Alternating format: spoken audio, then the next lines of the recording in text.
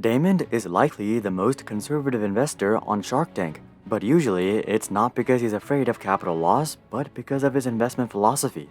You see, all the sharks are there for various reasons. Mark and Robert like to invest in businesses that excite them. Kevin likes to invest in businesses that carry low capital risk. Lori likes to invest in ideas she can blow up on TV, and Barbara invests in entrepreneurs that she believes in. But Daymond doesn't really care about any of this. He's not there to make money or gain popularity. His primary goal is to help entrepreneurs who really truly need it.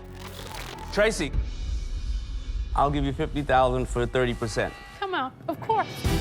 Well, look at that. There are so many times that he's turned down super lucrative deals because he doesn't feel that the entrepreneur needs his help.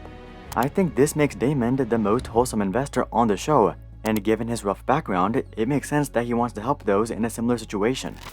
I started doing a lot of little odd jobs when I was growing up. I would rake leaves in the fall, I would shovel snow in the winter. This wholesome investment strategy has rewarded him quite handsomely, given that he was the one to invest in Shark Tank's most successful business. So here's how Daymond went from the ghettos to Shark Tank and became Shark Tank's most empathetic investor. Taking a look back, Daymond was born on February 23, 1969 in Brooklyn, New York. Initially, his life wasn't that bad financially given that he was an only child and his dad made enough money to make ends meet. But by the time Daymond was 10 years old, his parents would get a divorce and Daymond would be raised by a single mother. To make things worse, Daymond's mother was a homemaker and it was extremely difficult for her to find a job. The family quickly sank into poverty and ended up in the Hollis region of Queens.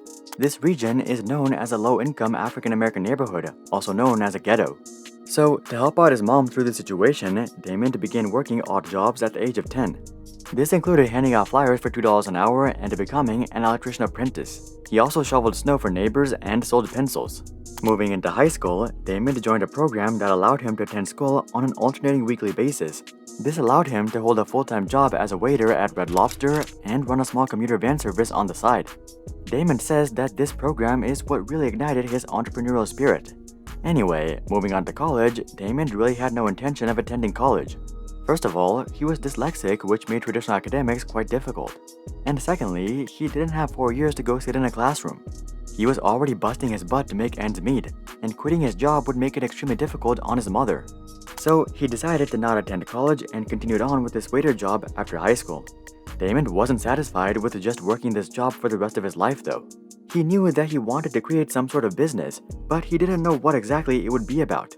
This would all change, however, when he came across some overpriced woolski hats on the market. Daymond was convinced that he could produce the hats for significantly cheaper, so he bought some low-cost fabrics, learned how to sew from his mother, and began knitting wool hats. He was able to produce 80 hats, and he went around the neighborhood and sold them for $10 a piece. He made a solid $800 in revenue from the venture, but for Daymond, selling these hats meant much more than just making money.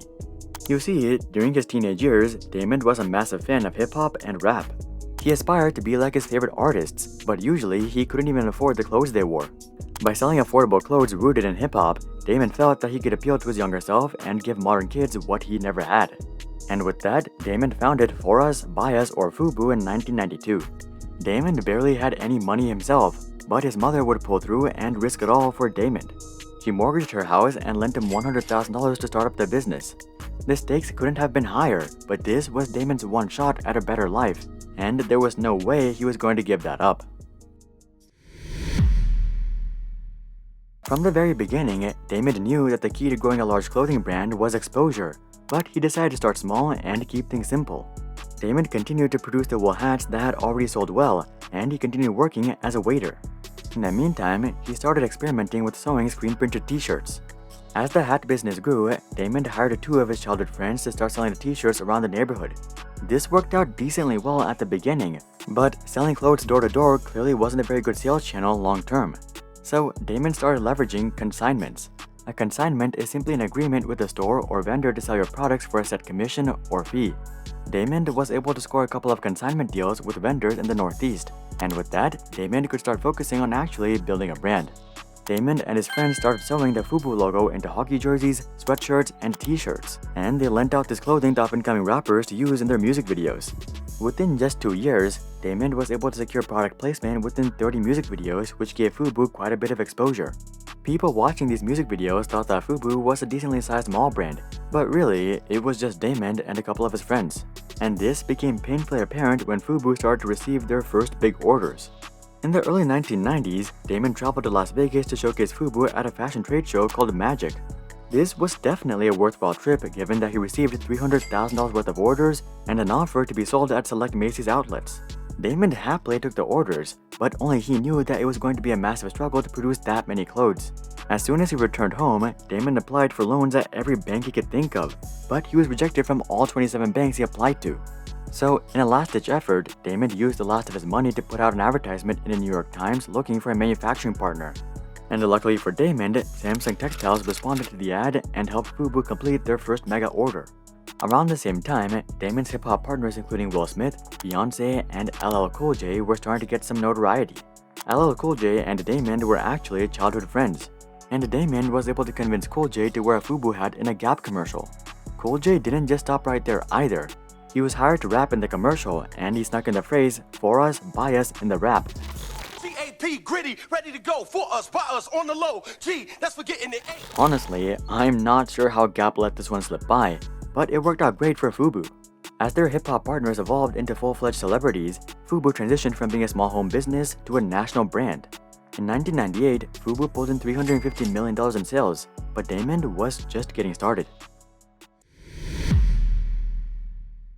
While FUBU was doing better than ever before, Daymond knew that hip-hop fame was fickle and that it could disappear just as fast as it appeared. So, Daymond cleverly started to diversify as soon as possible. In the late 1990s and early 2000s, FUBU put hip-hop promotions on the back burner and started to reinvest their profits into building an international audience. They primarily targeted Saudi Arabia, China, Korea, Japan, and South Africa.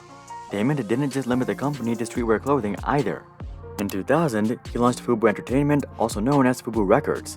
As the name suggests, this subsidiary was focused on producing and releasing music albums. One of their first deals was with Universal Records, which ended up generating millions in revenue. Moving forward, in 2002, Daymond embraced the internet with the launch of Y2G.com, which sold their various products online. All of these efforts gave FUBU a pretty solid safety net, but Daymond didn't just want to rely on FUBU either, so he also started ventures outside FUBU. For example, Daymond leveraged his newfound fame to start selling books. So far, Daymond has published 4 books called Display of Power, The Brand Within, The Power of Broke, and Rise and Grind.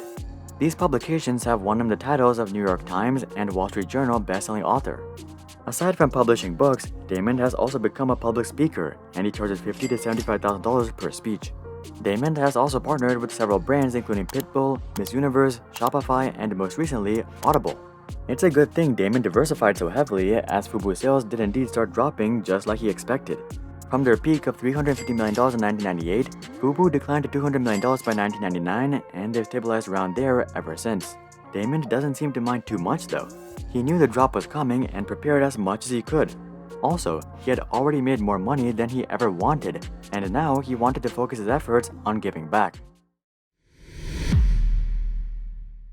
Daymond isn't interested in making the rich richer or even the middle class richer.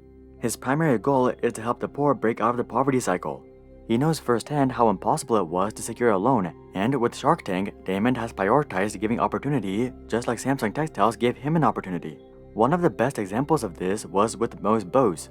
In Season 5 of Shark Tank, a young entrepreneur named Mosiah pitched his bow tie making business. He asked for a modest $50,000 for a 20% stake in his business, but instead of offering him the money, Daymond offered to mentor him for free.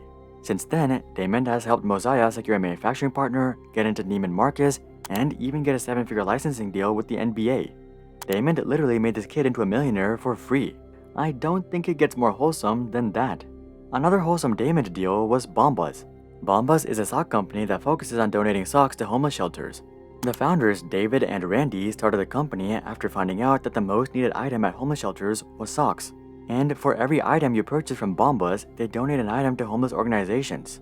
It looks like this message has really resonated with customers, as Bombas is not only Daymond's most successful investment, but the most successful investment in Shark Tank history, grossing a total of $225 million in lifetime sales. Shark Tank isn't the only way Daymond gives back either. In 2015, he co-founded Daymond John Success Formula, which teaches entrepreneurs how to start and grow their business. And that same year, he was appointed by President Obama to be an ambassador for underserved entrepreneurs. Considering all of this, I don't think there's any doubt that Daymond is the most selfless shark on the show. As for Daymond Today, he's doing better than ever before. FUBU crossed $6 billion in annual sales back in 2016, and they're likely in the $7 to $8 billion range today, if not even higher. In terms of Shark Tank investments, Daymond has completed 61 deals on air, which comes out to a total of $8.5 million invested. Considering this, I don't think you'd be too surprised to hear that his net worth is estimated to be around $350 million. Unfortunately though, his personal life isn't progressing nearly as smoothly. In April of 2017, Daymond was diagnosed with stage 2 thyroid cancer. He did undergo surgery and get the cancerous node removed, but it's definitely not something to take lightly.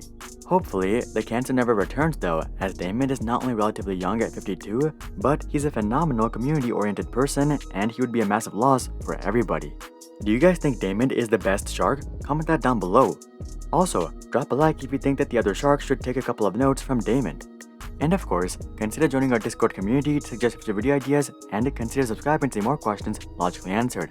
But until then, I'm Hari, and I'll see you guys on the next one.